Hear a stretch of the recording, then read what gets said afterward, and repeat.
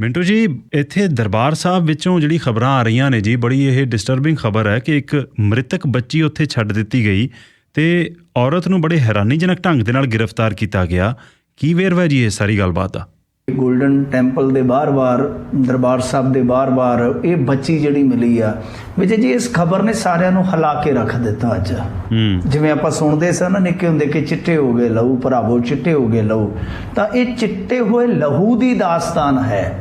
ਛੋਟੇ ਹੁੰਦੇ ਆਪਾਂ ਨੂੰ ਸ਼ਾਇਦ ਪਤਾ ਨਹੀਂ ਲੱਗਦਾ ਕਿ ਚਿੱਟਾ ਲਹੂ ਕੀ ਹੁੰਦਾ, ਆਪਾਂ ਦੇਖਦੇ ਹਾਂ ਕਿ ਨਹੀਂ ਉਹ ਤਾਂ ਰੱਤਾ ਹੁੰਦਾ, ਲਾਲ ਹੁੰਦਾ ਹੈ, ਪਰ ਚਿੱਟਾ ਲਹੂ ਕੀ ਹੁੰਦਾ ਬਾਅਦ ਦੇ ਵਿੱਚ ਪਤਾ ਲੱਗਦਾ ਜਦੋਂ ਬੰਦਾ ਸਿਆਣਾ ਹੋ ਜਾਂਦਾ ਹੈ ਕਿ ਚਿੱਟਾ ਲਹੂ ਕਿਹਨੂੰ ਕਹਿੰਦੇ ਆ। ਦਰਅਸਲ ਬੱਚੀ ਜਿਹੜੀ ਆ ਉਹ ਵਾਰ-ਵਾਰ ਜਦੋਂ ਆਪਾਂ ਦਰਬਾਰ ਸਾਹਿਬ ਦੇ ਵਿੱਚ ਐਂਟਰ ਹੁੰਦੇ ਆ, ਜਿੱਥੇ ਚਰਨ ਗੰਗਾ ਜਿਹਨੂੰ ਕਹਿੰਦੇ, ਜਦੋਂ ਪੈਰ ਧੋਨੇ ਆਪਾਂ, ਤਾਂ ਉਸ ਸਾਈਡ ਤੇ ਕੋਈ ਬੱਚੀ ਲਿਟੀ ਪਈ ਸੀ। ਪਹਿਲਾਂ ਜਿਹੜੀ ਉਹ ਟਾਸਕ ਫੋਰਸ ਜਾਂ ਜਿਹੜੇ ਸੇਵਾਦਾਰ ਹੁੰਦੇ ਨੇ ਉਹਨਾਂ ਨੇ ਵੇਖਿਆ ਕਿ ਸ਼ਾਇਦ ਬੱਚੀ ਸੁੱਤੀ ਹੋਈ ਆ।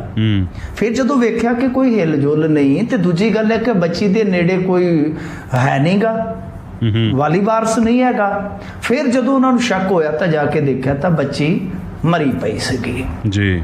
ਫਿਰ ਪਾਦੀਆਂ ਬਣ ਗਈਆਂ ਕਿ ਇਹ ਕੀ ਹੋ ਗਿਆ। ਗੁੜੀਆ ਬਹੁਤ ਪਿਆਰੀ, ਬਹੁਤ ਹੀ ਪਿਆਰੀ, ਤੇ ਕੱਪੜੇ ਵੀ ਉਹਦੇ ਬਹੁਤ ਅੱਛੇ, ਸੰਕੇਤ ਸੀ ਕਿ ਕੋਈ ਸਹਿੰਦੇ ਸਰ ਦੇ ਘਰ ਦਾ ਹੀ ਆ ਕੇ ਬੱਚਾ ਹੈ ਜੀ। ਉਸ ਤੋਂ ਬਾਅਦ ਇਹਨਾਂ ਨੇ CCTV ਕੈਮਰੇ ਫੋਲੇ। ਇੱਕ ਬੀਬੀ ਇੱਕ ਪਹਿਲਾਂ ਤਾਂ ਸੂਟ ਕੇਸ ਰੇੜਦੀ ਨਜ਼ਰ ਆਉਂਦੀ ਆ, ਮੁੜ ਕੇ ਉਹੀ ਬੱਚੀ ਚੁੱਕੀ ਨਜ਼ਰ ਆਉਂਦੀ ਹੈ ਜਿਹਦੇ 'ਚ ਉਹਦੀ ਬਾਂਹ ਲਮਕੀ ਹੋਈ ਆ। ਫਿਰ ਉਹ ਖਾਲੀ ਹੱਥ ਤੁਰੀ ਜਾਂਦੀ। ਇਸ ਤਰ੍ਹਾਂ ਕੁਝ ਫੋਟੋਆਂ ਮਿਲ ਗਈਆਂ, ਉਹ ਬੜੀਆਂ ਇਹਨਾਂ ਨੇ ਸਰਕੂਲੇਟ ਕਰ ਦਿੱਤੀਆਂ, ਗਰੁੱਪਾਂ 'ਚ ਚਲੇ ਗਈਆਂ। ਇਸੇ ਦਰਮਿਆਨ ਕੀ ਹੁੰਦਾ ਵਾ ਕਿ ਉਹੀ ਬੀਬੀ ਰਾਜਪੁਰੇ ਪਹੁੰਚ ਜਾਂਦੀ ਹੈ, ਤਾਂ ਉੱਥੇ ਸ਼ਾਇਦ ਉਹ ਕਰਦੀ ਹੈ ਕੋਈ ਚਾਰਾਜੋਈ ਕਿ ਮੈਂ ਮਿਸਿੰਗ ਦੀ ਰਿਪੋਰਟ ਜਿਹੜੀ ਹੈ ਉਹ ਦਰਜ ਕਰਵਾਉਣੀ ਹੈ ਕਿ ਮੇਰਾ ਬੱਚਾ ਮਿਸਿੰਗ ਹੈ। ਤਾਂ ਜਿਹੜੇ PCR ਵਾਲੇ ਸੀਗੇ ਜਿਨ੍ਹਾਂ ਨੇ ਮਤਲਬ ਕਿ ਉੱਥੇ ਉਹਦੇ ਨਾਲ ਗੱਲਬਾਤ ਕੀਤੀ, ਜਿਨ੍ਹਾਂ ਨੂੰ ਉਹ ਕਹਿ ਰਹੀ ਸੀ, ਪੁੱਛ ਰਹੀ ਸੀ ਕਿ ਮੈਂ ਥਾਣੇ ਰਪਟ ਕਰਾਉਣੀ ਹੈ, ਤਾਂ ਕਿਉਂਕਿ ਪੁਲਿਸ ਦੇ ਗਰੁੱਪਾਂ ਦੇ ਵਿੱਚ ਇਦਾਂ ਦੀਆਂ ਫੋਟੋਆਂ ਆ ਜਾਂਦੀਆਂ ਤਾਂ ਟੈਲੀਵਿਜ਼ਨ ਚੈਨਲਾਂ ਤੇ ਚੱਲ ਪਈ ਸੀ ਖਬਰ। ਉਹਨਾਂ ਨੇ ਕੱਪੜਿਆਂ ਤੋਂ ਸਿਆਣ ਲਈ ਤੇ ਉਹ ਲੈ ਆਏ ਥਾਣੇ ਤੇ ਉੱਥੇ ਫਿਰ ਉਹਨੂੰ ਡਿਟੇਨ ਕਰ ਲਿਆ ਗਿਆ। ਨਾਲ ਉਹਦਾ ਇੱਕ ਹੋਰ ਬੱਚਾ ਆ, ਮੁੰਡਾ, ਇੱਕ ਹੋਰ ਔਰਤ ਹੈ ਜਿਹਦੇ ਬਾਰੇ ਕੋਈ ਕਹਿ ਰਿਹਾ ਕਿ ਭੂਆ ਹੈ, ਕੋਈ ਕਹਿ ਰਹੀ ਆ ਕਿ ਮਾਸੀ ਆ। ਹੁਣ ਹੋਇਆ ਕੀ ਕਿ ਉਸ ਤੋਂ ਬਾਅਦ ਇਹ ਗੱਲ ਨਿਕਲੀ ਕਿ ਇਹ ਔਰਤ ਯਮੁਨਾ ਨਗਰ ਦੀ ਆ, ਹਰਿਆਣੇ ਦੀ ਆ। ਅੱਛਾ ਜੀ। ਇਹਦਾ ਨਾਮ ਮਨਿੰਦਰ ਕੌਰ ਆ, ਘਰ ਵਾਲੇ ਦਾ ਨਾਮ ਕੁਲਵਿੰਦਰ ਸਿੰਘ ਆ। ਕੁਲਵਿੰਦਰ ਸਿੰਘ ਨੇ ਵੀ ਰਿਪੋਰਟ ਦਰਜ ਕਰਾ ਰੱਖੀ ਆ, FIR ਦਰਜ ਕਰਵਾਈ ਆ ਕਿ ਮੇਰੀ ਬੀਵੀ ਬਿਨਾਂ ਦੱਸੇ ਲਾਪਤਾ ਹੋ ਗਈ ਦੋਨਾਂ ਬੱਚਿਆਂ ਦੇ ਨਾਲ। ਇਸ ਔਰਤ ਦੇ ਕੋਲ ਵਿਜੇ ਜੀ ਟੈਲੀਫੋਨ ਨਹੀਂ ਸੀਗਾ, ਮੋਬਾਈਲ ਜਿਹਨੂੰ ਆਪਾਂ ਆਨੇ ਆ, ਨਹੀਂ ਤਾਂ ਸ਼ਾਇਦ ਲੋਕੇਸ਼ਨ ਵਗੈਰਾ ਟਰੇਸ ਹੋ ਜਾਂਦੀ ਹੈ, ਤੁਹਾਨੂੰ ਪਤਾ। ਤਾਂ ਉਹ ਬਹੁਤ ਔਖਾ ਜਿਹਾ ਹੋ ਗਿਆ, ਗੁੰਝਲਦਾਰ ਕੰਮ ਹੋ ਗਿਆ। ਤਾਂ ਜਦੋਂ ਉਹਨੇ ਵਿਜ਼ੂਅਲ ਦੇਖੇ ਟੈਲੀਵਿਜ਼ਨ ਚੈਨਲ ਤੇ ਆਪਣੇ ਬੱਚੇ ਦੇ, ਬੀਵੀ ਦੇ, ਤਾਂ ਫਿਰ ਉਹ ਭੱਜਾ ਉਸੇ ਥਾਣੇ ਗਿਆ ਕਿ ਆਹ ਖਬਰ ਚੱਲ ਰਹੀ ਹੈ। ਤਾਂ ਫਿਰ ਪੁਲਿਸ ਨੇ ਜਦੋਂ ਦੇਖਿਆ ਤਾਂ ਹਰਿਆਣਾ ਪੁਲਿਸ ਨੇ ਵੀ ਫਿਰ ਕਹਿ ਲਓ ਕਿ ਸਰਗਰਮ ਹੋ ਕੇ ਆਪਣਾ ਕੰਮ ਸਟਾਰਟ ਕਰ ਦਿੱਤਾ। ਤਾਂ ਇਸ ਦਰਮਿਆਨ ਹੁਣ ਜਿਹੜੀ ਦੇਰ ਸ਼ਾਮ ਤੱਕ ਖਬਰ ਆ ਰਹੀ ਸੀ ਕਿ ਰਾਜਪੁਰੇ ਅੰਮ੍ਰਿਤਸਰ ਪੁਲਿਸ ਪਹੁੰਚ ਰਹੀ ਹੈ, ਕਿਉਂਕਿ ਹੁਣ ਦੇਖੋ ਇਹ ਗੁੰਝਲਾਂ ਨੇ। ਵੈਸੇ ਤੇ ਇਹ ਵੀ ਖਬਰ ਆ ਰਹੀ ਹੈ ਕਿ ਬੀਬੀ ਪਹਿਲਾਂ ਚੰਡੀਗੜ੍ਹ ਗਈ ਆ, ਚੰਡੀਗੜ੍ਹ ਜਾ ਕੇ ਉੱਥੇ ਵੀ ਇਹਨੇ ਕੁਝ ਥਾਣਿਆਂ 'ਚ ਯਤਨ ਕੀਤਾ ਬੱਚੇ ਦੇ ਮਿਸਿੰਗ ਦਾ, ਬਈ ਉਹ ਪਰਚਾ ਦਰਜ ਹੋ ਜਾਵੇ। ਤਾਂ ਹੁਣ ਚੰਡੀਗੜ੍ਹ, ਰਾਜਪੁਰਾ, ਕਿੱਥੇ ਕਿੱਥੇ ਤੁਰੀ ਫਿਰਦੀ ਆ। ਬੜੇ ਵੱਡੇ ਸਵਾਲ ਆ। ਦੂਜੀ ਗੱਲ ਹੈ ਕਿ ਕੀ ਇਹ ਮਾਰ ਕੇ ਲੈ ਕੇ ਗਈ ਸੀ ਜਾਂ ਬੱਚੀ ਉੱਥੇ ਕਿਤੇ ਪੂਰੀ ਹੋਈ ਆ? ਇਹ ਬਹੁਤ ਵੱਡੇ ਸਵਾਲ ਨੇ। ਕੀ ਕਾਰਨ ਰਹੇ ਆ? ਕੋਈ ਦੱਸ ਰਿਹਾ ਹੈ ਕਿ ਕਥਿਤ ਤੌਰ ਤੇ ਨਜਾਇਜ਼ ਸਬੰਧਾਂ ਦਾ ਮਾਮਲਾ ਹੈ, ਕੋਈ ਕੁਝ ਕਹਿ ਰਿਹਾ। ਕਿਉਂਕਿ ਆਪਾਂ ਹਾਲੇ ਕਿਸੇ ਵੀ ਨਤੀਜੇ ਤੇ ਨਾ ਪਹੁੰਚਦੇ ਹੋਏ ਸਿਰਫ ਇਹ ਜਿੰਨੀ ਜਾਣਕਾਰੀ ਉਹਦੇ ਤੱਕ ਮਹਿਦੂਦ ਰਵਾਂਗੇ। ਪਰ ਇਸ ਖਬਰ ਨੇ ਵਾਕਿਆ ਇੱਕ ਤਰ੍ਹਾਂ ਨਾਲ ਕਹਿ ਲਓ ਕਿ ਝੰਜੋੜ ਕੇ ਰੱਖ ਦਿੱਤਾ। ਆਪਾਂ ਮਾਂ ਨੂੰ ਮੰਨਦੇ ਹਾਂ ਕਿ ਮਾਂ ਹੋਵੇ ਤੇ ਬੱਚਾ ਕਿਸੇ ਤਰ੍ਹਾਂ ਦਾ ਵੀ ਡਰ ਜਿਹੜਾ ਫੀਲ ਨਹੀਂ ਕਰਦਾ, ਪਰ ਇੱਥੇ ਮਾਂ ਹੀ ਡੈਨ ਬਣੀ ਪਈ ਹੈ। ਕਿਉਂਕਿ ਜੇ ਬੱਚੀ ਪੂਰੀ ਵੀ ਹੋ ਗਈ, ਇਹ ਥੋੜੀ ਹੈ ਕਿ ਤੁਸੀਂ ਇਸ ਤਰ੍ਹਾਂ ਛੱਡ ਆਓਗੇ ਜਾਂ ਇਸ ਤਰ੍ਹਾਂ ਧੂਈ ਫਿਰੋਗੇ ਬੱਚੇ ਨੂੰ। ਭੋਰਾ ਪਰਤੇ ਬੱਚਾ ਹੈ। ਹੁਣ ਦੇਖੋ ਕਿਸੇ ਦਾ ਉਹ ਬੱਚਾ ਕੁਛ ਨਹੀਂ ਲੱਗਦਾ, ਫੋਟੋਆਂ ਵੇਖ ਕੇ ਲੋਕ ਰੋਈ ਜਾਂਦੇ ਨੇ। ਤਾਂ ਕਿਸ ਤਰ੍ਹਾਂ ਦੀ ਮਾਂ ਹੋਏਗੀ ਜਿਹੜੀ ਉਹਨੂੰ ਛੱਡ ਕੇ ਉੱਥੋਂ ਭੱਜ ਵਗੀ ਹੈ। ਸੋ ਇਸ ਖਬਰ ਨੇ ਵਾਕਿਆ ਝੰਜੋੜ ਕੇ ਰੱਖ ਦਿੱਤਾ ਜੀ ਸਭ ਨੂੰ ਜੀ। ਤੇ ਜਿਹੜੀ ਤੁਸੀਂ ਸਲਮਾਨ ਰਸ਼ਦੀ ਵਾਲੀ ਗੱਲ ਕਰ ਰਹੇ ਸੀ ਜੀ, ਨਿਊਯਾਰਕ ਦੇ ਵਿੱਚ ਜਿਹੜਾ ਉਹਨਾਂ ਨੂੰ ਅਟੈਕ ਕੀਤਾ ਗਿਆ ਇੱਕ ਸਟੇਜ ਦੇ ਉੱਪਰ, ਇਹ ਵੀ ਆਪਣੇ ਆਪ ਦੇ ਵਿੱਚ ਅੰਤਰਰਾਸ਼ਟਰੀ ਲੈਵਲ ਤੇ, ਕਿਉਂਕਿ ਸਲਮਾਨ ਰਸ਼ਦੀ ਨੂੰ ਪਹਿਲਾਂ ਵੀ ਡੈਥ ਥ੍ਰੈਟਸ ਮਿਲੀਆਂ। ਜਿਹੜਾ 1980s ਦੇ ਵਿੱਚ ਉਹਨਾਂ ਦਾ ਇੱਕ ਨਾਵਲ ਆਇਆ ਸੀ ਜਿਹਦਾ ਨਾਮ ਮੇਰੇ ਖਿਆਲ ਸੀਗਾ ਸੈਟੈਨਿਕ ਵਰਸਿਸ ਔਰ ਸਮਥਿੰਗ ਲਾਈਕ ਦੈਟ। ਜਾਂ ਸੈਟੈਨਿਕ ਵਰਸਿਸ ਦੇ ਨਾਮ ਦੇ ਨਾਵਲ ਦੇ ਅਧੀਨ ਈਰਾਨ ਦੇ ਵਿੱਚ ਬੈਂਡ ਸੀਗਾ ਤੇ ਇਹਨਾਂ ਤੇ ਮੇਰੇ ਖਿਆਲ ਜੀ 10 ਸੈਟੈਨਿਕ ਵਰਸਸ ਸੀ ਜਿੱਦਾਂ ਸੈਟੈਨਿਕ ਵਰਸਿਸ। ਸੋ ਉੱਥੋਂ ਕੋਈ ਹੋਰ ਹਲੇ ਵੇਰਵੇ ਆਏ ਨੇ ਜੀ, ਕਿਉਂਕਿ ਬੜੀਆਂ ਮਿਕਸਡ ਖਬਰਾਂ ਆ ਰਹੀਆਂ ਨੇ ਕਿ ਸਿਰਫ ਮੁੱਕੇਬਾਜ਼ੀ ਹੋਈ ਹੈ ਜਾਂ ਸਟੈਬਿੰਗ ਹੋਈ ਹੈ, ਹਲੇ ਕੋਈ ਕਲੈਰਿਟੀ ਨਹੀਂ ਬਣ ਸਕੀ। ਹਾਂਜੀ ਬਿਲਕੁਲ, ਹਾਲੇ ਕੋਈ ਸਾਫ਼ ਨਹੀਂ ਹੋ ਰਿਹਾ। ਵੈਸੇ ਤੇ ਮੇਰੇ ਖਿਆਲ ਦੇ ਨਾਲ ਇਹਦੇ ਖਿਲਾਫ ਫਤਵਾ 80 ਦੇ ਦਹਾਕੇ 'ਚ ਹੀ ਜਾਰੀ ਹੋ ਗਿਆ ਸੀ ਨਾ ਈਰਾਨ ਦੇ ਵਿੱਚੋਂ, ਪਰ ਇਸ ਤਰ੍ਹਾਂ ਦੇ ਲੋਕ ਜਿਹੜੇ ਉਹ ਕਈ ਵਾਰ ਨਹੀਂ ਪ੍ਰਵਾਹ ਕਰਦੇ ਇਹਨਾਂ ਚੀਜ਼ਾਂ ਦੀ। ਬਿਲਕੁਲ ਕੁਝ ਖਬਰਾਂ ਇਹ ਕਹਿ ਰਹੀਆਂ ਨੇ ਕਿ ਮਤਲਬ ਕਿ ਤੇਜ਼ ਧਾਰ ਹਥਿਆਰ ਨਾਲ ਹਮਲਾ ਹੋਇਆ, ਤਾਂ ਕੁਝ ਖਬਰਾਂ ਇਹ ਕਹਿ ਰਹੀਆਂ ਨੇ ਕਿ ਜਿੱਦਾਂ ਤੁਸੀਂ ਦੱਸਿਆ ਕਿ ਸੋਨਮੁਖੀ ਕੋਈ ਵੱਜੀ ਆ। ਹੁਣ ਵੇਰਵੇ ਦੀ ਉਡੀਕ ਕੀਤੀ ਜਾਣੀ ਚਾਹੀਦੀ ਆ ਕਿ ਕੀ ਹੋਇਆ, ਪਰ ਬਹੁਤ ਵੱਡੀ ਖਬਰ ਆ, ਕਿਉਂਕਿ ਵੈਸੇ ਜੇ ਤੁਸੀਂ ਦੇਖੋਗੇ ਤਾਂ US ਦੇ ਵਿੱਚ ਵੀ ਇਸ ਤਰ੍ਹਾਂ ਦੀਆਂ ਘਟਨਾਵਾਂ ਦਾ ਵਾਪਰਨਾ ਔਰ ਲਗਾਤਾਰ ਵਾਪਰਨਾ, ਕਦੇ ਸਿੱਖਾਂ ਤੇ ਹਮਲਾ ਹੋ ਜਾਂਦਾ ਹੈ, ਬਜ਼ੁਰਗ ਤੇ ਹਮਲਾ ਹੋ ਜਾਂਦਾ ਹੈ, ਗੁਰੂ ਘਰ ਹਮਲਾ ਹੋ ਜਾਂਦਾ ਹੈ, ਬਹੁਤ ਚੀਜ਼ਾਂ ਜਿਹੜੀਆਂ ਨੇ ਉਹ ਚਿੰਤਾਜਨਕ ਬਣ ਰਹੀਆਂ ਨੇ। ਔਰ ਇਹ ਇੱਕ ਦੇਸ਼ ਦਾ ਜਾਂ ਕਹਿ ਲਓ ਕਿ ਇੱਕ ਖਿੱਤੇ ਦਾ ਮਾਮਲਾ ਨਹੀਂ ਰਹਿ ਗਿਆ। ਨਫ਼ਰਤ ਜਿਹੜੀ ਹੈ ਵਿਜੇ ਜੀ ਉਹ ਸਾਰੀ ਦੁਨੀਆ 'ਚ ਹਾਵੀ ਹੋ ਰਹੀ ਹੈ। ਜੀ ਜੀ ਅੱਛਾ, ਇਹ ਦੱਸਿਓ ਜੀ, ਆਪ ਦਾ ਰਾਜ ਕਿ ਆਪ ਦਾ ਰਾਜ? ਹੁਣ ਇਹ ਬੜੀ ਗੱਲ ਚੱਲਦੀ ਪਈ ਹੈ ਕਿ MLA ਨੇ VIP ਨੰਬਰ ਜਿਹੜਾ ਚੇਪਿਆ ਹੋਇਆ ਤੇ ਉਹਨੂੰ ਗੱਲ ਨੂੰ ਲੈ ਕੇ ਵਿਵਾਦ ਬਣਿਆ। ਕੀ ਇਸ਼ੂ ਬਣਿਆ ਜੀ ਇਹ? ਦੇਖੋ, ਇਹਨਾਂ ਦੇ ਜਿਹੜੇ MLA ਆ ਉਹਨਾਂ ਨੇ ਮੈਨੂੰ ਲੱਗਦਾ ਕਿ ਪੂਰਾ ਪ੍ਰਣ ਕਰ ਲਿਆ ਕਿ ਹਰੇਕ ਹਫ਼ਤੇ ਇੱਕ ਬਦਨਾਮੀ ਦੇਣੀ ਆਪਾਂ। ਮਤਲਬ ਜਿਵੇਂ ਅੱਗੇ ਕਹਿੰਦੇ ਨਾ ਹਰ ਮੱਸਿਆ ਬਦਨਾਮੀ, ਉਹਦੀ ਹਰ ਮੱਸਿਆ ਬਦਨਾਮੀ, ਇਹਨਾਂ ਦੀ ਹਰ ਸੈਚਰਡੇ ਸੰਡੇ ਬਦਨਾਮੀ ਹੋ ਜਾਂਦੀ ਆ। ਉਹ ਪਹਿਲਾਂ ਜ਼ੀਰਕਪੁਰ ਵਾਲਾ ਮਸਲਾ ਹੋ ਗਿਆ, ਥਾਣੇਦਾਰ ਦੀ ਉਹ ਕਥਿਤ ਆਡੀਓ, ਫਿਰ ਉਸ ਤੋਂ ਬਾਅਦ ਜੇ ਤੁਸੀਂ ਦੇਖੋਗੇ ਤਾਂ ਇੱਕ MLA ਸਾਹਿਬ ਨੇ ਤਾਂ ਟੋਲ ਪਲਾਜ਼ਾ ਹੀ ਖੋਲ੍ਹ ਦਿੱਤਾ। ਉਹ ਕਹਿੰਦਾ ਲੰਘ ਜਾਓ, ਲੰਘਦਾ ਕਿਉਂਕਿ ਮੈਨੂੰ ਲੰਘਣ 'ਚ ਦੇਰੀ ਹੋ ਗਈ ਆ। VIP ਲੇਨ ਜਿਹੜੀ ਆ ਉਹ ਇਹਨਾਂ ਨੇ ਦੇਰੀ ਨਾਲ ਖੋਲ੍ਹੀ ਆ। ਮਤਲਬ ਕਿ VIP ਵਾਲੀ ਕਲਗੀ ਤੇ ਹਾਲੇ ਵੀ ਲਾਈ ਬੈਠੇ ਨੇ ਇਹ ਕਹਿੰਦੇ ਉੱਦਾਂ ਕਿ VIP ਕਲਚਰ ਤਾਂ ਖਤਮ ਕਰਨ ਆਏ ਆ ਜੀ। ਫਿਰ ਉਸ ਤੋਂ ਬਾਅਦ ਹੁਣ ਇਹ ਮਾਮਲਾ ਆ ਗਿਆ। ਇਸੇ ਦਰਮਿਆਨ ਜੇ ਆਪਾਂ ਦੇਖੀਏ ਤੇ ਰਾਤੀ ਆਪਾਂ ਇੱਕ MLA ਜਿਹੜੇ ਸਪੀਕਰ ਸਾਹਿਬ ਆ ਉਹਨਾਂ ਦਾ ਵੀ ਜ਼ਿਕਰ ਕੀਤਾ ਸੀਗਾ, ਉਹਨਾਂ ਦੇ ਗਨਮੈਨਾਂ ਨੇ ਕੀ ਗੁਲ ਖਿਲਾਏ ਨੇ। ਦਰਅਸਲ ਕੀ ਹੈ ਕਿ ਬਾਬਾ ਬਕਾਲਾ ਤੋਂ ਜਿਹੜੇ ਇਹ ਹੈਗੇ ਨੇ MLA ਸਾਹਿਬ, ਇਹਨਾਂ ਨੇ ਇਹ ਕੰਮ ਕੀਤਾ ਕਿ ਇੱਕ ਗੱਡੀ ਲਈ। ਵੈਸੇ ਦੱਸਦੇ ਆ ਕਿ ਸਕੂਲ ਵੈਨ ਹੀ ਸੀਗੀ ਇਹਨਾਂ ਦੇ ਕੋਲ ਜੀ, ਇਲੈਕਸ਼ਨਾਂ ਤੋਂ ਪਹਿਲਾਂ, ਮਤਲਬ ਕਿ। ਪਰ ਫਿਰ ਤੁਹਾਨੂੰ ਪਤਾ ਨਾ ਕਿ ਬੰਦਾ MLA ਬਣ ਜਾਂਦਾ ਤਾਂ ਗੱਡੀ ਦੀ ਜ਼ਰੂਰਤ ਪੈਂਦੀ ਹੈ, ਤੇ ਗੱਡੀ ਵੀ ਗੱਡੇ ਜਿੱਡੀ, ਜਿਵੇਂ ਪੁਰਾਣੇ ਜ਼ਮਾਨਿਆਂ 'ਚ ਗੱਡੇ ਹੁੰਦੇ ਸਨ, ਏਡੀ ਗੱਡੀ ਚਾਹੀਦੀ ਹੈ ਨੇਤਾ ਨੂੰ, ਲੀਡਰ ਨੂੰ। ਹੁਣ ਇਹਨਾਂ ਨੇ ਜਿਹੜੀ ਫਾਰਚੂਨਰ ਗੱਡੀ ਲਈ ਉਹਦੇ ਤੇ ਨੰਬਰ ਲਾ ਦਿੱਤਾ ਲਿਸ਼ਕਦਾ PB02EH0039, ਮਤਲਬ ਕਿ VIP ਨੰਬਰ 0039, ਤੇ ਉੱਤੇ ਲਿਖ ਦਿੱਤਾ ਪੰਜਾਬ ਸਰਕਾਰ। ਪਹਿਲੀ ਨਜ਼ਰੇ ਹੀ ਉਹ ਫੜਿਆ ਜਾਂਦਾ ਹੈ, ਕਿਉਂਕਿ ਇੱਥੇ ਵਿਜੇ ਜੀ ਹੁਣ ਹਾਈ ਸਿਕਿਉਰਿਟੀ ਨੰਬਰ ਜਿਹੜੇ ਨਾ ਜਾਂ ਨੰਬਰ ਪਲੇਟਾਂ ਕਰੋ ਜ਼ਰੂਰੀ ਨੇ ਜੀ। ਤੁਸੀਂ ਨਵੀਂ ਗੱਡੀ ਤੇ ਆਮ ਜਿਵੇਂ ਇੱਥੇ ਨੰਬਰ ਪਲੇਟ ਪਹਿਲਾਂ ਹੁੰਦੀ ਸੀਗੀ ਉਹ ਉਦਾਂ ਦੀ ਨਹੀਂ ਲੱਗਦੀ, ਉਹ ਲੱਗ ਹੀ ਨਹੀਂ ਸਕਦੀ, ਤਾਂ ਉਹ ਪਹਿਲੀ ਨਜ਼ਰ ਹੀ ਪਛਾਣੀ ਜਾਂਦੀ ਹੈ ਕਿ ਲੈ ਬਈ ਇਹ ਤਾਂ ਜੁਗਾੜ ਆ। ਵੈਸੇ ਨਵੀਂ ਗੱਡੀ, ਲੀਡਰ ਸਾਹਿਬ ਤੇ ਜੁਗਾੜ, ਇਹ ਆਪਸ ਦੇ ਵਿੱਚ ਤੇ ਤਾਲਮੇਲ ਹੀ ਹੈ ਨਹੀਂ ਇਹਨਾਂ ਚੀਜ਼ਾਂ ਦਾ ਕੋਈ। ਬਾਅਦ ਦੇ ਵਿੱਚ ਪਤਾ ਕੀਤਾ ਗਿਆ, ਉਹ ਤਾਂ ਵਿਧਾਇਕ ਸਾਹਿਬ ਤੇ ਕਹਿੰਦੇ ਨਹੀਂ ਜੀ ਮੈਂ ਤੇ ਸਾਰੇ ਟੈਕਸ ਭਰੇ ਨੇ, ਤਾਂ ਜਦੋਂ RTO ਨੂੰ ਪੁੱਛਿਆ ਗਿਆ ਉਹ ਕਹਿੰਦੇ ਜੀ ਇਸ ਨੰਬਰ ਦੀ ਅਜੇ ਤੱਕ ਅਲਾਟਮੈਂਟ ਹੀ ਨਹੀਂ ਹੋਈ ਜੀ, ਕਿਉਂਕਿ ਇਹ ਨੰਬਰ VIP ਕੈਟਾਗਰੀ ਦਾ ਨੰਬਰ ਆ। ਜ਼ਾਰਾ ਜੀ ਗੱਲ ਆ ਕਿ ਇਹਦੀ ਪਹਿਲਾਂ ਬੋਲੀ ਲੱਗੇਗੀ, ਉਸ ਤੋਂ ਬਾਅਦ ਅਲਾਟਮੈਂਟ ਹੋਏਗੀ। ਹੁਣ ਵਿਧਾਇਕ ਸਾਹਿਬ ਕਹਿੰਦੇ ਕਿ ਨਹੀਂ ਜੀ ਆਪਾਂ ਤਾਂ ਟੈਕਸ ਭਰੇ, ਆਪਣਾ ਤਾਂ ਬਿਲਕੁਲ ਕੰਮ ਜਿਹੜਾ ਹੈ ਨਾ ਜੀ ਉਹ ਇਹ ਸਾਰਾ ਕੁਝ ਆਪਾਂ ਡਨ ਕੀਤਾ ਹੋਇਆ ਹੈ। ਤਾਂ ਹੁਣ ਕੌਣ ਝੂਠ ਬੋਲ ਰਿਹਾ, ਜਾਂ ਤਾਂ ਅਫਸਰ ਝੂਠ ਬੋਲ ਰਿਹਾ ਜਿਹਨੇ ਅਫੀਸ਼ੀਅਲੀ ਵਰਸ਼ਨ ਦਿੱਤਾ ਆ ਕਿ ਨਹੀਂ ਜੀ ਇਹ ਤਾਂ ਅਲਾਟਮੈਂਟ ਹੀ ਨਹੀਂ ਹੋਈ ਇਸ ਨੰਬਰ ਦੀ, ਇਹ ਕਹਿੰਦੇ ਜੀ ਆਪਾਂ ਟੈਕਸ ਭਰੇ ਆ।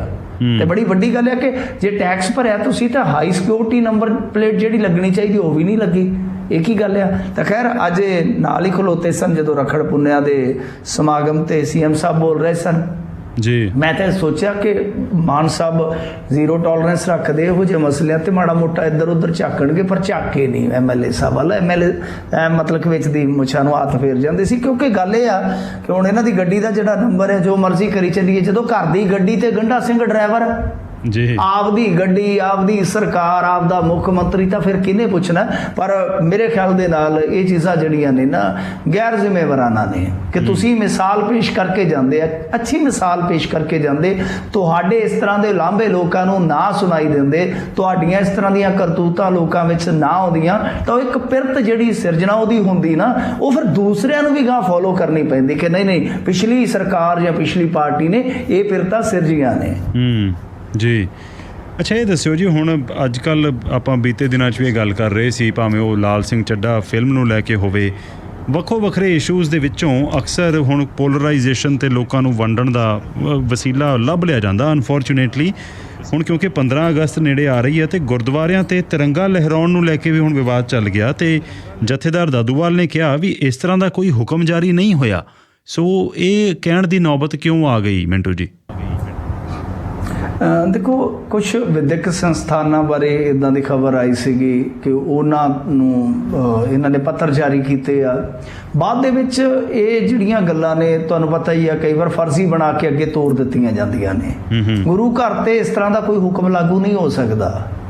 ਮੈਂ ਕਹਿੰਦਾ ਕਿ ਕਿਸੇ ਮਸਜਿਦ ਤੇ ਵੀ ਨਹੀਂ ਇਦਾਂ ਦਾ ਲਾਗੂ ਕੀਤਾ ਜਾ ਸਕਦਾ। ਤੁਸੀਂ ਦੇਖਿਆ ਨਾ ਕਿ ਉਹਨਾਂ ਦਾ ਹੈਦਰੀ ਝੰਡਾ ਜਾਂ ਉੱਦਾਂ ਉਹਨਾਂ ਦੀਆਂ ਆਪਣੀਆਂ ਪਰੰਪਰਾਵਾਂ ਨੇ ਜੀ। ਕੱਲ ਨੂੰ ਤਾਂ ਉਹ ਜਿਵੇਂ ਹਰਿਆ ਝੰਡਾ ਇਸਤੇਮਾਲ ਕਰਦੇ ਨੇ ਤਾਂ ਉਹ ਕਹਿ ਦੇਣਗੇ ਕਿ ਨਹੀਂ ਇਹ ਨਹੀਂ ਇਸਤੇਮਾਲ ਕਰ ਸਕਦੇ ਤੁਸੀਂ, ਕਿਉਂਕਿ ਇੱਥੇ ਦੇਖੋ ਸੰਵਿਧਾਨ ਹੈ ਜਿਹੜਾ ਉਹ ਧਾਰਮਿਕ ਮਾਨਤਾਵਾਂ ਦੇ ਮੁਤਾਬਕ ਜੋ ਪ੍ਰੈਕਟਿਸਿਸ ਹੁੰਦੀਆਂ ਨੇ ਉਹਨਾਂ ਦੀ ਆਜ਼ਾਦੀ ਦਿੰਦਾ ਹੈ, ਖੁੱਲ੍ਹ ਦਿੰਦਾ ਹੈ। ਤਾਂ ਇਹ ਤਾਂ ਸਿੱਧਾ ਫਿਰ ਜਾਂ ਤਾਂ ਸੰਵਿਧਾਨ ਨੂੰ ਤੁਸੀਂ ਅਮੈਂਡ ਕਰੋਗੇ, ਪਹਿਲਾਂ ਸੰਵਿਧਾਨ 'ਚ ਬਦਲਾਅ ਲਿਆਓਗੇ। ਤਾਂ ਇਸ ਕਰਕੇ ਇਹਨਾਂ ਚੀਜ਼ਾਂ ਦਾ ਤਾਂ ਤੁੱਕ ਨਹੀਂ ਵੜਦਾ। ਗੱਲ ਕੀ ਹੈ ਕਿ ਵਿਜੇ ਜੀ ਬਹੁਤ ਕੁਝ ਚੱਲਦਾ ਹੈ। ਹੁਣ ਮੈਂ ਦੇਖ ਰਿਹਾ ਸੀਗਾ ਤੁਹਾਡੇ ਨਾਲ ਜੁੜਨ ਤੋਂ ਪਹਿਲਾਂ ਆਮਿਰ ਖਾਨ ਦੀ ਕਿਸੇ ਹੋਰ ਸੰਦਰਭ 'ਚ ਕਹੀ ਗੱਲ ਨੂੰ ਪੇਸ਼ ਕੀਤਾ ਜਾ ਰਿਹਾ ਹੈ ਕਿ ਭਾਈ ਉਹ ਮੰਨ ਰਿਹਾ ਕਿ ਗਲਤੀ ਹੋ ਗਈ ਹੈ, ਫਿਲਮ ਬਣਾ ਕੇ ਗਲਤੀ ਹੋ ਗਈ, ਜਦ ਕਿ ਉਹ ਪੁਰਾਣੀ ਇੰਟਰਵਿਊ ਕਿਸੇ ਹੋਰ ਸੰਦਰਭ 'ਚ ਗੱਲ ਕਰ ਰਿਹਾ ਹੈ। ਤਾਂ ਇੱਥੇ ਵੀ ਇਹ ਗੱਲ ਇਸ ਤਰ੍ਹਾਂ ਟੋਰ ਦਿੱਤੀ ਗਈ। ਤਾਂ ਅੱਜ ਦਾਦੂਵਾਲ ਸਾਹਿਬ ਆਏ ਸਨ ਭਗਵੰਤ ਮਾਨ ਜੀ ਨੂੰ ਮਿਲਣ। ਵੈਸੇ ਤੇਵਰ ਤੁਸੀਂ ਦੇਖਿਓ ਹੁਣੇ, ਜਿਹੜੀ ਅਕਾਲੀ ਸਰਕਾਰ ਸੀ ਜਾਂ ਕਾਂਗਰਸੀ ਸਰਕਾਰ ਸੀ ਉਹਦੇ ਵਿੱਚ ਤਾਂ ਇਹਨਾਂ ਦੇ ਤਿੱਖੇ ਤੇਵਰ ਹੁੰਦੇ ਆ, ਤਲਵਾਰ ਤੋਂ ਵੀ ਜ਼ਿਆਦਾ ਤਿੱਖੇ। ਪਰ ਅੱਜ ਮਿਲ ਕੇ ਕਹਿੰਦੇ ਜੀ ਆਪਾਂ ਸਰਦਾਰ ਭਗਵੰਤ ਸਿੰਘ ਮਾਨ ਨੂੰ ਮਿਲ ਕੇ ਆਏ ਜੀ, ਆਹ ਗੱਲਾਂ ਦੀ ਮੰਗ ਕੀਤੀ ਆ, ਮਤਲਬ ਕਿ ਬੜੇ ਪਿਆਰ ਤੇ ਅਦਬ ਦੇ ਨਾਲ ਬੋਲ ਰਹੇ ਸਨ ਦਾਦੂਵਾਲ ਜੀ। ਚਲੋ ਅੱਛੀ ਗੱਲ ਆ, ਪਰ ਉਹ ਤੇਵਰ ਜਿਹੜੇ ਪਿਛਲੀਆਂ ਸਰਕਾਰਾਂ ਵੇਲੇ ਸੀਗੇ ਉਹ ਨਜ਼ਰ ਨਹੀਂ ਆ ਰਹੇ। ਨਰਮਗੋਸ਼ਾ ਹੈ। ਦੂਜੇ ਪਾਸੇ ਜਿਹੜੀ ਇਹਨਾਂ ਨੇ ਗੱਲ ਕਹੀ ਆ, ਹੋਰ ਵੀ ਗੱਲਾਂ ਕਈ ਗਈਆਂ ਨੇ, ਪਰ ਉਹਦੇ ਵਿੱਚ ਸਭ ਤੋਂ ਵੱਡੀ ਗੱਲ ਜੇ ਆਪਾਂ ਸਵਾ ਰੱਸਾ ਸਿਰੇ ਤੇ ਗੰਢ ਵਾਲੀ ਗੱਲ ਕਰੀਏ ਕਿ ਅਸਲ ਦੇ ਵਿੱਚ SGPC ਚੋਣ ਨੂੰ ਲੈ ਕੇ ਹੀ ਇਹ ਮੁਲਾਕਾਤ ਹੋਈ ਸਮਝੀ ਜਾਂਦੀ ਹੈ ਕਿ SGPC ਚੋਣ ਦੇ ਵਿੱਚ ਉਹਦੇ 'ਚ ਇੱਕ ਉਹ ਵੀ ਤੁਹਾਨੂੰ ਮੈਂ ਦੱਸ ਦੇਣਾ ਘੁੰਡੀ ਕੀ ਆ ਕਿ ਜਦੋਂ ਹਰਿਆਣਾ ਕਮੇਟੀ ਬਣੀ ਸੀਗੀ ਉਦੋਂ ਬਾਅਦ ਇੱਕ ਕੇਸ ਜਿਹੜਾ ਸੁਪਰੀਮ ਕੋਰਟ 'ਚ ਗਿਆ ਵਾ, ਤਾਂ ਸੁਪਰੀਮ ਕੋਰਟ 'ਚ ਜਿਹੜਾ ਕੇਸ ਗਿਆ ਵਾ ਉਹਦੀ ਇੱਕ ਪਾਰਟੀ ਜਿਹੜੀ ਆ ਪੰਜਾਬ ਸਰਕਾਰ ਵੀ ਆ। ਤਾਂ ਇਸ ਕਰਕੇ ਇਹ ਬਹੁਤ ਜ਼ਰੂਰੀ ਹੋ ਜਾਂਦਾ ਕਿ ਉਸ ਕੇਸ ਦਾ ਪਹਿਲਾਂ ਕੋਈ ਨਿਬੇੜਾ, ਕੋਈ ਹੰਨਾ ਬੰਨਾ ਹੋਵੇ। ਤਾਂ ਦੂਜੇ ਪਾਸੇ ਜਦੋਂ ਇਹਨਾਂ ਨੂੰ ਪੁੱਛਿਆ ਗਿਆ ਕਿ ਗੁਰਦੁਆਰਿਆਂ ਤੇ ਤਿਰੰਗਾ ਲਹਿਰਾਉਣ ਬਾਰੇ ਤੁਹਾਡਾ ਕੀ ਵਿਚਾਰ ਆ, ਕੁਛ ਇਸ ਤਰ੍ਹਾਂ ਦੀਆਂ ਖਬਰਾਂ ਨੇ, ਤਾਂ ਇਹਨਾਂ ਨੇ ਕਿਹਾ ਕਿ ਨਹੀਂ ਇਹ ਐਸਾ ਕੁਛ ਨਹੀਂ ਹੋਇਆ, ਇਹ ਅਫਵਾਹਾਂ ਨੇ। ਬਿਲਕੁਲ ਇਹਨਾਂ ਨੇ ਸਹੀ ਕਿਹਾ, ਦਰੁਸਤ ਕਿਹਾ। ਤੇ ਉਹਨਾਂ ਨੇ ਕਿਹਾ ਕਿ ਸੋਸ਼ਲ ਮੀਡੀਆ ਤੇ 2 ਗੁਰਦੁਆਰਿਆਂ ਬਾਰੇ ਜੋ ਚਿੱਠੀ ਵਾਇਰਲ ਹੋਈ ਆ, ਦੋਵੇਂ ਗੁਰਦੁਆਰੇ ਸ਼੍ਰੋਮਣੀ ਗੁਰਦੁਆਰਾ ਪ੍ਰਬੰਧਕ ਕਮੇਟੀ ਦੇ ਮੁਤਹਿਦ ਨੇ। ਤਾਂ ਮਤਲਬ ਕਿ ਇਹਨਾਂ ਨੇ ਸਪਸ਼ਟ ਕਰ ਦਿੱਤਾ ਕਿ ਉਹ SGPC ਵੱਲੋਂ ਤਾਂ ਹੋ ਸਕਦੇ ਆ ਵੀ ਜਿਹੜੀ ਵਾਇਰਲ ਚਿੱਠੀ ਹੈ, ਪਰ ਅਦਰਵਾਈਜ਼ ਕੁਝ ਨਹੀਂ ਇਸ ਤਰ੍ਹਾਂ ਦਾ ਕੋਈ ਸੰਦੇਸ਼, ਕੋਈ ਇਸ ਤਰ੍ਹਾਂ ਦੀ ਕਹਿ ਲਓ ਕਿ ਹੁਕਮ ਵਾਲੀ ਚਿੱਠੀ ਜਿਹੜੀ ਆ ਵਾਇਰਲ ਕੋਈ ਹੋਈ ਹੋਵੇ ਜਾਂ ਉਹਨਾਂ ਨੇ ਜਾਰੀ ਕੀਤੀ ਹੋਵੇ ਜੀ। ਇਹ ਤਾਂ ਇਹਨਾਂ ਨੇ ਸਾਫ਼ ਕਰ ਦਿੱਤੀ। ਪਰ ਨਾਲ ਇੱਕ ਗੱਲ ਹੋਰ ਕਹੀ ਇਹਨਾਂ ਨੇ ਤਾਕੀਦ ਦੇ ਰੂਪ 'ਚ, ਇਹ ਕਹਿੰਦੇ ਆ ਕਿ ਦੇਖੋ ਤਿਰੰਗੇ ਦਾ ਅਪਮਾਨ ਨਾ ਕਰਿਓ। ਮੈਂ ਵੈਸੇ ਤੇ ਲੋਕਾਂ ਨੂੰ ਕੇਸਰੀ ਝੰਡਾ ਲਗਾਉਣ ਦੀ ਅਪੀਲ ਕਰਾਂਗਾ, ਪਰ ਤਿਰੰਗੇ ਦਾ ਅਪਮਾਨ ਨਾ ਕਰਿਓ। ਮਤਲਬ ਕਿ ਉਧਰ ਵੀ ਤੇ ਉਧਰ ਵੀ ਕੇਸਰੀ ਨਿਸ਼ਾਨ ਸਾਹਿਬ ਵਾਲਿਆਂ ਨੂੰ ਵੀ ਖੁਸ਼ ਕਰ ਗਏ ਤੇ ਤਿਰੰਗੇ ਵਾਲਿਆਂ ਨੂੰ ਵੀ ਖੁਸ਼ ਕਰ ਗਏ ਕਿ ਨਾ ਬਈ ਤਿਰੰਗੇ ਦਾ ਅਪਮਾਨ ਨਹੀਂ ਕਰਨਾ, ਤਿਰੰਗੇ ਨੂੰ ਵੀ ਸਨਮਾਨ ਦੇਣਾ ਤਾਂ ਕੇਸਰੀ ਨਿਸ਼ਾਨ ਸਾਹਿਬ ਨੂੰ ਵੀ ਸਨਮਾਨ ਦਿਓ, ਉਹਨੂੰ ਵੀ ਪਹਿਲ ਦਿਓ। ਤਾਂ ਇਹ ਹੁੰਦੀ ਹੈ ਜੀ ਥੋੜੀ ਰਾਜਨੀਤੀ ਜਦੋਂ ਬੰਦਾ ਸਿੱਖ ਜਾਂਦਾ ਨਾ, ਜਿਵੇਂ ਕਹਿੰਦਾ ਥੋੜਾ ਹੱਸਣਾ ਜ਼ਰੂਰ ਚਾਹੀਦਾ, ਥੋੜੀ ਰਾਜਨੀਤੀ ਸਿੱਖਣੀ ਜ਼ਰੂਰ ਚਾਹੀਦੀ ਹੈ। ਤਾਂ ਖੈਰ ਜਿਹੜੀ ਗੱਲ ਦੂਜੀ ਕਹਿਣ ਵਾਲੀ ਆ ਕਿ ਚਲੋ ਇਹ ਤਾਂ ਹੋ ਗਿਆ ਧਾਰਮਿਕ ਸਥਾਨਾਂ ਦਾ ਮਸਲਾ। ਆ ਜਿਹੜਾ ਇੱਥੇ ਇੱਕ ਹੋਰ ਪੁੱਠਾ ਕੰਮ ਚੱਲ ਰਿਹਾ, ਸਕੂਲਾਂ ਦੇ ਮਾਸਟਰਾਂ ਨੂੰ ਕਿਹਾ ਜਾ ਰਿਹਾ ਕਿ ਇੰਨੇ ਝੰਡੇ ਵੇਚੋ ਨਹੀਂ ਤੇ ਆਪਣੀ ਜੇਬ ਚੋਂ ਪੈਸੇ ਪੈਸੇ ਦੇ ਦਿਓ। ਇਹਨਾਂ ਦੇ ਹੀ ਹਰਿਆਣੇ ਦੇ ਵਿੱਚੋਂ ਜਿੱਥੋਂ ਦਾਦੂਵਾਲ ਜੀ ਆਉਂਦੇ ਆ, ਉੱਥੇ ਅਨਾਜ ਲੈਣ ਗਈਆਂ ਔਰਤਾਂ ਨੂੰ ਕਹਿੰਦੇ ਆ ਕਿ ਲਿਆਓ ਪਹਿਲਾਂ 20-25 ਰੁਪਏ ਦਾ ਝੰਡਾ ਖਰੀਦੋ ਤਾਂ ਰਾਸ਼ਨ ਦੇਵਾਂਗੇ। ਜਿਹਦੇ ਕੋਲ 20-25 ਰੁਪਏ ਨਗਦ ਨਹੀਂ ਹੈਗੇ ਉਹਨਾਂ ਨੂੰ ਕਹਿੰਦੇ ਆ ਕਿ ਰਾਸ਼ਨ ਕਟਾ ਜਾਓ। ਇੱਥੇ ਬੋਲਣਾ ਬਣਦਾ, ਇੱਕ ਸਿੱਖ ਲੀਡਰ ਦੇ ਤੌਰ ਤੇ ਇੱਥੇ ਬੋਲਣਾ ਬਣਦਾ ਕਿ ਧੱਕੇ ਨਾਲ ਭੁੱਖੇ ਬੰਦੇ ਨੂੰ ਤੁਸੀਂ ਇਹ ਤਿਰੰਗਾ ਬਲੈਕਮੇਲ ਕਰਕੇ ਫੜਾ ਰਹੇ ਹੋ ਜੀ। ਔਰ ਵੈਸੇ ਵੀ ਜਿਹੜਾ ਆਪਣਾ ਕੌਮੀ ਝੰਡਾ ਹੁੰਦਾ ਹੈ, ਕੌਮੀ ਤਰਾਨਾ ਹੁੰਦਾ ਹੈ, ਚਲੋ ਠੀਕ ਆ, ਉਹ ਸਤਿਕਾਰ ਦੇ ਪਾਤਰ ਆ, ਪਰ ਇੱਥੇ ਜਿਹੜਾ ਝੰਡਾ ਫਹਿਰਾਉਣ ਵਾਲਾ ਕੰਮ ਹੈ ਨਾ, ਉਹ ਤਾਂ ਅਹਿਸਾਸ ਤੋਂ ਹੁੰਦਾ ਹੈ, ਰੂਹ ਤੋਂ ਹੁੰਦਾ ਹੈ। ਜਦੋਂ ਕੋਈ ਕਿਸੇ ਮੁਲਕ ਦੇ ਵਿੱਚ, ਤੁਸੀਂ ਹੁਣ ਕੈਨੇਡਾ ਦਾ ਝੰਡਾ ਕਿੱਡੇ ਚਾਈ ਚੁੱਕਦੇ ਹੋ, ਤਾਂ ਗੱਲ ਇਹ ਹੈ ਕਿ ਉਹ ਆਪੇ ਹੀ ਚੁੱਕਦਾ ਜਦੋਂ ਤੁਸੀਂ ਉਹਨੂੰ ਸਾਰਾ ਕੁਝ ਦਿੰਦੇ ਹੋ ਆਪਣੇ ਨਾਗਰਿਕ ਨੂੰ। ਇੱਥੇ ਤੇ ਦਿੱਤਾ ਕੀ ਹੈ, ਤੁਸੀਂ ਕਹਿ ਰਹੇ ਹੋ ਕਿ ਅਨਾਜ ਲੈਣਾ ਹੈ ਤਾਂ 25 ਰੁਪਏ ਨਗਦ ਲੈ ਕੇ ਆ, ਅਦਰਵਾਈਜ਼ 4 ਕਿਲੋ ਕਣਕ ਘਟਾ ਜਾ ਆਪਣੀ। ਸੋ ਇਸ ਕਰਕੇ ਇਹਨਾਂ ਗੱਲਾਂ ਤੇ ਵੀ ਧਿਆਨ ਦੇਣ ਦੀ ਜ਼ਰੂਰਤ ਹੈ। ਇਹਨਾਂ ਦੇ ਹਰਿਆਣੇ ਦਾ ਹੀ ਇਹ ਘਟਨਾਕ੍ਰਮ ਹੈ ਸਾਰਾ, ਇੱਧਰ ਜ਼ਰੂਰ ਬੋਲਣਾ ਚਾਹੀਦਾ ਕਿ ਤਿਰੰਗੇ ਵਾਲੀ ਠੀਕ ਹੈ ਤੁਸੀਂ ਮੁਹਿੰਮ ਚਲਾਓ, ਪਰ ਆ ਧੱਕੇ ਨਾਲ ਤੁਸੀਂ ਹੁਣ ਦੇਖੋ 20-25 ਲੱਖ ਝੰਡਾ ਆਪਣੇ ਇੱਧਰ ਘੱਲ ਦਿੱਤਾ ਕੇਂਦਰ ਸਰਕਾਰ ਵਾਲਿਆਂ, ਤੇ ਪੰਜਾਬ ਸਰਕਾਰ ਜਿਹੜੀ ਆ ਉਹ ਗਾ ਧੱਕੇ ਨਾਲ ਸਕੂਲਾਂ 'ਚ ਘੱਲੀ ਜਾਂਦੀ, ਮਾਸਟਰਾਂ ਨੂੰ ਕਹਿੰਦੀ ਆ ਕਿ ਸਾਨੂੰ ਨਹੀਂ ਪਤਾ, ਜਿਵੇਂ ਮਰਜ਼ੀ ਬਿੱਲੇ ਲਾਓ, ਸਾਨੂੰ ਤੇ ਪੈਸੇ ਚਾਹੀਦੇ ਆ। ਜੀ ਉਹੀ ਹੈ ਨਾ ਜੀ, ਵੀ ਧਰਮ ਹੋਵੇ, ਰਿਸ਼ਤਾ ਹੋਵੇ, ਦੇਸ਼ ਭਗਤੀ ਹੋਵੇ, ਇਹ ਜਜ਼ਬੇ ਨਾਲ ਕੀਤੇ ਜਾਣ ਵਾਲੇ, ਨਿਭਾਉਣ ਵਾਲੀਆਂ ਚੀਜ਼ਾਂ ਨੇ, ਜ਼ਬਰ ਨਾਲ ਨਹੀਂ। ਮਿੰਟੂ ਜੀ ਗੱਲ ਕਰੀਏ ਇਸ ਗੱਲ ਬਾਰੇ ਕਿ ਜਿਹੜੀ ਸਾਬਕਾ ਵਿਧਾਇਕਾ ਦੀ ਪੈਨਸ਼ਨ ਆ, ਉਹਦੇ ਵਾਲਾ ਜਿਹੜਾ ਬਿੱਲ ਸੀ ਉਹ ਰਾਜਪਾਲ ਦੇ ਕੋਲ ਜਾ ਕੇ ਅਟਕ ਗਿਆ, ਕੀ ਬਣਿਆ ਜੀ ਇਹਦਾ? ਉਹ ਕਿਤੇ ਉਹੀ ਨਾ ਹੋਵੇ ਕਿ ਹੱਥ ਪੁਰਾਣੇ ਖੌਂਸੜੇ ਬਸੰਤੇ ਹੋਰੀ ਆਏ ਜੀ, ਕਿ ਸਾਰਾ ਕੁਝ ਉਹ ਫੇਰ ਲਾਗੂ ਹੋ ਜਾਵੇ। ਦੇਖੋ ਕਈ ਦਿਨ ਤੋਂ ਇਹਦੀ ਕੋਈ ਵਾਈ ਨਹੀਂ ਸੀ ਨਿਕਲ ਰਹੀ ਗੱਲ ਦੀ ਕਿ ਆਖਰਕਾਰ ਰਾਜਪਾਲ ਜੀ ਚਾਹੁੰਦੇ ਕੀ ਨੇ, ਕਿ ਉਹ ਬਿੱਲ ਨੂੰ ਵਾਪਸ ਭੇਜਣਾ ਚਾਹੁੰਦੇ ਨੇ, ਕਿ ਉਹ ਕਾਨੂੰਨੀ ਸਲਾਹ ਲੈਣਾ ਚਾਹੁੰਦੇ ਨੇ। ਪਰ ਹੁਣ ਥੋੜੀ ਗੱਲ ਸਾਫ਼ ਹੋ ਰਹੀ ਹੈ ਕਿ ਦਰਅਸਲ ਜਿਹੜੀ ਆ ਦੂਜੀ ਗੱਲ ਆਪਾਂ ਕਰ ਰਹੇ ਹਾਂ ਕਿ ਸ਼ਾਇਦ ਉਹ ਲੀਗਲ ਐਡਵਾਈਸ ਲੈ ਰਹੇ ਨੇ, ਮਤਲਬ ਕਿ ਪੂਰੀ ਘੋਖਵੀਂ ਲੀਗਲ ਐਡਵਾਈਸ ਲੈ ਰਹੇ ਨੇ ਇਸ ਮਸਲੇ ਤੇ। ਕਿਉਂਕਿ ਤੁਹਾਨੂੰ ਯਾਦ ਹੋਏਗਾ ਜਦੋਂ ਇਹਨਾਂ ਨੇ ਬਿੱਲ ਪਾਸ ਕਰ ਦਿੱਤਾ, ਉਸ ਤੋਂ ਤੁਰੰਤ ਬਾਅਦ ਜਿਹੜੇ 2-2, 4-4, 6 ਤੱਕ ਪੈਨਸ਼ਨਾਂ ਲੈ ਰਹੇ ਸੀਗੇ, ਮਤਲਬ ਕਿ ਜਿਹੜੀ 5-5.5 ਲੱਖ ਤੱਕ ਵੀ ਪੈਨਸ਼ਨ ਬਣ ਜਾਂਦੀ ਆ, ਉਹਨਾਂ ਨੇ ਇੱਕ ਆਪਣੀ ਯੂਨੀਅਨ ਬਣਾ ਲਈ। ਜਿੱਦਾਂ ਅੱਜ ਕੱਲ੍ਹ ਯੂਨੀਅਨ ਬਣਾਉਣ ਦਾ ਬਹੁਤ ਰਿਵਾਜ ਹੈ ਨਾ, ਛੜੇ ਵੀ ਆਪਣੀ ਯੂਨੀਅਨ ਬਣਾ ਲੈਂਦੇ ਨੇ ਕਈ ਵਾਰ, ਤਾਂ ਉੱਦਾਂ ਸਾਬਕਾ ਵਿਧਾਇਕਾਂ ਨੇ ਵੀ ਇੱਕ ਛੋਟੀ ਜਿਹੀ ਯੂਨੀਅਨ ਬਣਾ ਲਈ। ਉਹਨਾਂ ਨੇ ਵੀ ਝੰਡਾ ਚੱਕ ਲਿਆ, ਉਹ ਕਹਿੰਦੇ ਕਿ ਬੰਦ ਕਰਕੇ ਦਿਖਾਓ ਸਾਡੀ ਇਹ ਮਲਟੀਪਲ ਪੈਨਸ਼ਨ ਸਕੀਮ ਜਿਹੜੀ ਹੈ, ਇਹ ਬੰਦ ਨਹੀਂ ਕੀਤੀ ਜਾ ਸਕਦੀ, ਇਹ ਸਹੂਲਤ ਬੰਦ ਨਹੀਂ ਹੋਣੀ ਚਾਹੀਦੀ, ਇਹ ਤਾਂ ਢਿੱਡ ਤੇ ਲੱਤ ਆ ਸਾਡੇ ਸਿੱਧੀ। ਤਾਂ ਉਹਨਾਂ ਨੇ ਜਦੋਂ ਝੰਡਾ ਚੁੱਕ ਲਿਆ, ਉਸ ਤੋਂ ਬਾਅਦ ਉਹ ਰਾਜਪਾਲ ਸਾਹਿਬ ਨੂੰ ਮਿਲੇ ਸਨ। ਇੰਟਰਸਟਿੰਗ ਗੱਲ ਇਹ ਸੀਗੀ ਵਿਜੇ ਜੀ ਕਿ ਉਹਦੇ ਵਿੱਚ ਭਾਰਤੀ ਜਨਤਾ ਪਾਰਟੀ ਦੇ ਵੀ 1-2 ਚਿਹਰੇ ਸਨ। ਤਾਂ ਹੁਣ ਜਿਹੜੇ ਰਾਜਪਾਲ, ਤੁਹਾਨੂੰ ਪਤਾ ਹੀ ਆ ਕਿ ਕਿੱਦਾਂ ਇੰਡੀਆ ਦੇ ਸਿਸਟਮ ਦੇ ਵਿੱਚ, ਨਿਜ਼ਾਮ ਦੇ ਵਿੱਚ ਰਾਜਪਾਲ ਅਪੁਆਇੰਟ ਕੀਤੇ ਜਾਂਦੇ ਆ, ਤਾਂ ਰਾਜਪਾਲ ਤਾਂ ਹੈਗੇ ਹੀ ਭਾਰਤੀ ਜਨਤਾ ਪਾਰਟੀ ਦੇ ਬੰਦੇ ਨੇ। ਤਾਂ ਜਦੋਂ ਇਹ ਗੱਲ ਉੱਥੇ ਗਈ, ਉਹਨਾਂ ਨੇ ਮੰਗ ਰੱਖੀ, ਫਿਰ ਉਸ ਮੰਗ ਨੂੰ ਉਹਨਾਂ ਨੇ ਸ਼ਾਇਦ ਪ੍ਰਵਾਨ ਕਰ ਲਿਆ।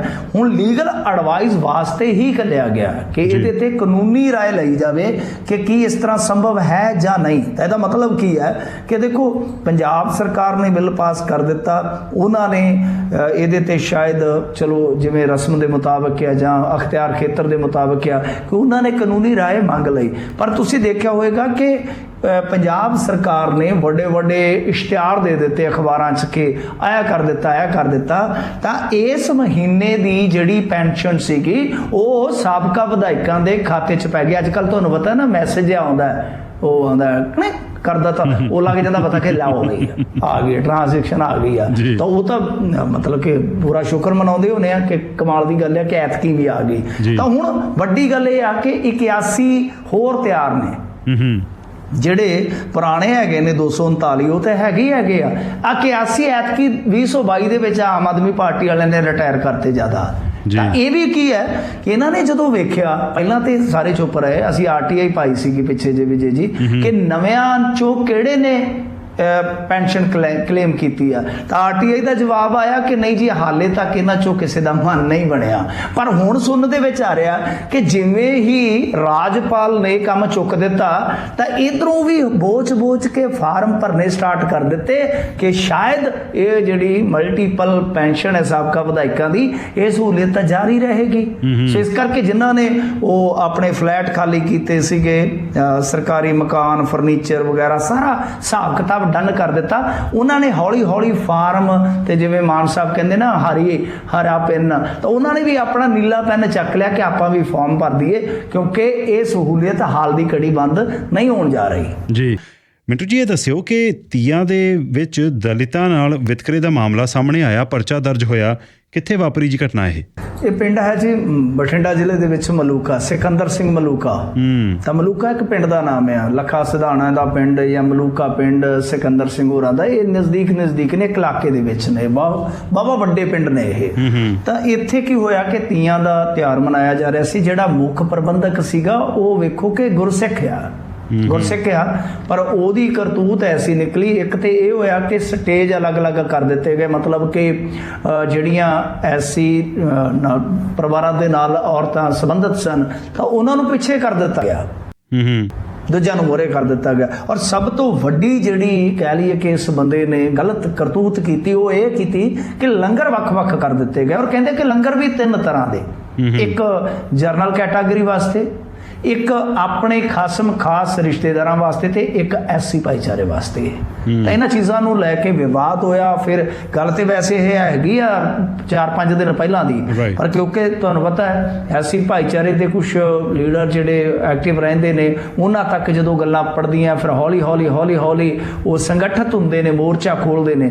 ਤਾਂ ਬਹਰਹਾਲ ਪੁਲਿਸ ਨੇ ਮਾਮਲਾ ਦਰਜ ਕਰ ਲਿਆ, ਕਿਉਂਕਿ ਤੁਸੀਂ ਕਾਇਦੇ ਦੇ ਮੁਤਾਬਕ ਇਸ ਤਰ੍ਹਾਂ ਦਾ ਕੋਈ ਵਿਤਕਰਾ ਨਹੀਂ ਕਰ ਸਕਦੇ। ਪਰ ਆਪਾਂ ਜਾਣਦੇ ਹਾਂ ਕਿ ਇੱਥੇ ਤਾਂ ਬਾਈਕਾਟ ਵੀ ਕਰ ਦਿੱਤੇ ਜਾਂਦੇ ਨੇ, ਸੋਸ਼ਲ ਬਾਈਕਾਟ ਹੋ ਜਾਂਦੇ ਨੇ ਜੀ। ਪਰ ਸਭ ਤੋਂ ਵੱਡੀ ਗੱਲ ਇਹ ਕਿ ਕੋਈ ਗੁਰਸਿੱਖ ਬੰਦਾ ਇਸ ਤਰ੍ਹਾਂ ਕਰੇ, ਬੜੀ ਵਿਜੇ ਜੀ ਅਜੀਬੋ ਗਰੀਬ ਲੱਗਦੀ ਹੈ ਗੱਲ। ਕਿ ਫਿਰ ਇਹਦਾ ਮਤਲਬ ਇਹ ਆ ਕਿ ਗੁਰਬਾਣੀ ਤੋਂ ਬਹੁਤ ਦੂਰ ਨੇ ਸਗੋਂ ਇਹ ਲੋਕ, ਕਿਉਂਕਿ ਮੇਰੇ ਖਿਆਲ ਦੇ ਨਾਲ ਆਮ ਬੰਦੇ ਨੂੰ ਇਸ ਗੱਲ ਦਾ ਪਤਾ ਹੋਏਗਾ ਕਿ ਗੁਰਬਾਣੀ ਦਾ ਫਰਮਾਨ ਕੀ ਹੈ। ਗੁਰਬਾਣੀ ਕਹਿੰਦੀ ਜਾਤ ਜਨਮ ਨ ਪੁੱਛੀਏ, ਸੱਚ ਕਰ ਲੈ ਬਤਾਏ, ਸਾ ਜਾਤ ਸਪਤ ਹੈ ਜਿਹੇ ਕਰਮ ਕਮਾਏ।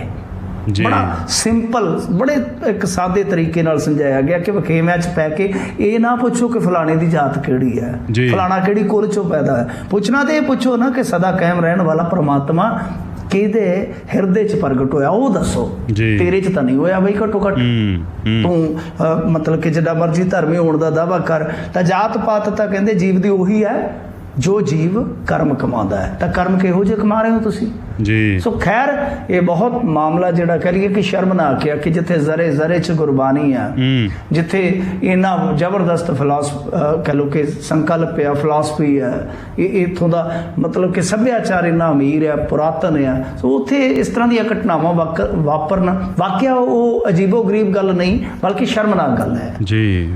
ਤੇ ਮਿੰਟੂ ਜੀ ਇਹ ਦੱਸਿਓ, ਜਲੰਧਰ ਦੇ ਵਿੱਚ ਕਿਹੜਾ ਇਹ ਕਰੋੜਾਂ ਦਾ ਟੈਂਡਰ ਸੀ ਜਿਹੜਾ ਬੰਦ ਕਮਰੇ ਦੇ ਵਿੱਚ ਡਿਸਾਈਡ ਹੋ ਗਿਆ? ਹੁਣ ਵਿਧਾਇਕ ਤੋਂ ਲੈ ਕੇ ਸ਼ਹਿਰ ਦੇ ਮੇਅਰ ਤੱਕ ਇਸ ਦਾ ਵਿਰੋਧ ਕਰ ਰਹੇ ਨੇ। ਬਰੀਫਲੀ ਦੱਸਿਓ ਜੀ ਕੀ ਮਾਮਲਾ ਇਹ। ਤਾਂ ਦੇਖੋ ਅੱਜ ਕੱਲ੍ਹ ਤੁਹਾਨੂੰ ਪਤਾ ਕਿ ਐਡਵਰਟਾਈਜ਼ਮੈਂਟ ਦਾ ਇੱਕ ਆਪਣਾ ਬਿਜ਼ਨਸ ਹੈ। ਤਾਂ ਉਹਦੇ 'ਚ ਕੀ ਹੈ ਕਿ ਤੁਸੀਂ ਦੇਖਿਆ ਹੋਣਾ ਜਿਹੜੇ ਵੱਡੇ ਸ਼ਹਿਰ ਹੁੰਦੇ ਆ ਉਹਨਾਂ ਦੇ ਵਿੱਚ ਯੂਨੀਪੋਲ ਹੁੰਦੇ ਆ ਜਿਨ੍ਹਾਂ 'ਤੇ ਉਹ ਐਡਵਰਟਾਈਜ਼ਮੈਂਟ ਲੱਗਦੀ ਹੈ। ਤਾਂ ਇਹਦਾ ਟੈਂਡਰ ਸੀ ਇਹ। ਵੈਸੇ ਤਾਂ ਕਹਿੰਦੇ ਆ ਕਿ 2017 'ਚ ਨਿਗਮ ਨੇ ਜਿਹੜਾ ਕ੍ਰੀਏਟਿਵ ਡਿਜ਼ਾਈਨਰਸ ਨੂੰ ਇਹ ਦਿੱਤਾ ਸੀਗਾ ਟੈਂਡਰ।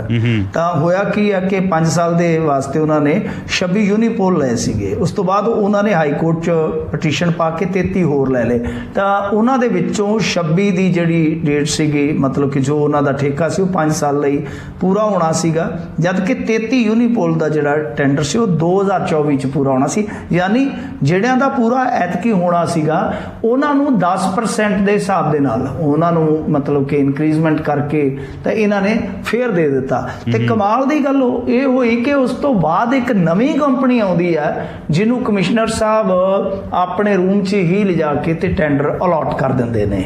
ਇਹ ਹੈਰਾਨਗੀ ਦਾ ਵਿਸ਼ਾ ਕਿ ਦੂਜੀਆਂ ਕੰਪਨੀਆਂ ਕਤਾਰਾਂ 'ਚ ਹੀ ਖੜੀਆਂ ਰਹਿ ਜਾਂਦੀਆਂ ਕਿ ਸਾਨੂੰ ਵੀ ਮੌਕਾ ਮਿਲੇਗਾ। ਤਾਂ ਇਹਦੇ 'ਚ ਹੁਣ ਮੇਅਰ ਵੀ ਕਹਿ ਰਹੇ ਆ, ਜਿਹੜੇ ਹੈਗੇ ਨੇ ਜਲੰਧਰ ਦੇ ਜਗਦੀਸ਼ ਰਾਜਾ ਜੀ, ਉਹ ਕਹਿੰਦੇ ਕਿ ਪੈਸੇ ਕਿੰਨੇ ਖਾਦੇ ਕਮਿਸ਼ਨਰ ਨੂੰ ਪੁੱਛੋ, ਮੈਨੂੰ ਨਹੀਂ ਪਤਾ, ਪਰ ਹਾਊਸ ਦੇ ਵਿੱਚ ਅਸੀਂ ਪ੍ਰਪੋਜ਼ਲ ਲਿਆ ਕੇ ਇਹਨੂੰ ਰੱਦ ਕਰਾਂਗੇ ਅਸੀਂ। ਇਹ ਸਾਰਾ ਮਤਲਬ ਕਿ ਟੈਂਡਰ ਹੀ ਗਲਤ ਹੋਇਆ। ਵੈਸੇ ਟੈਂਡਰ ਦਾ ਤੁਹਾਨੂੰ ਪਤਾ ਹੀ ਹੈ ਨਾ ਕਿ ਪ੍ਰੋਸੀਜਰ ਆ ਕਿ ਤੁਸੀਂ ਸਭ ਤੋਂ ਪਹਿਲਾਂ ਠੇਕਾ ਜਿੱਥੇ ਦੇਣਾ, ਲਿਸਟਿੰਗ ਹੋਏਗੀ, ਫਿਰ ਐਡ ਹੋਏਗੀ, ਇਸ਼ਤਿਹਾਰ ਦਿੱਤਾ ਜਾਏਗਾ।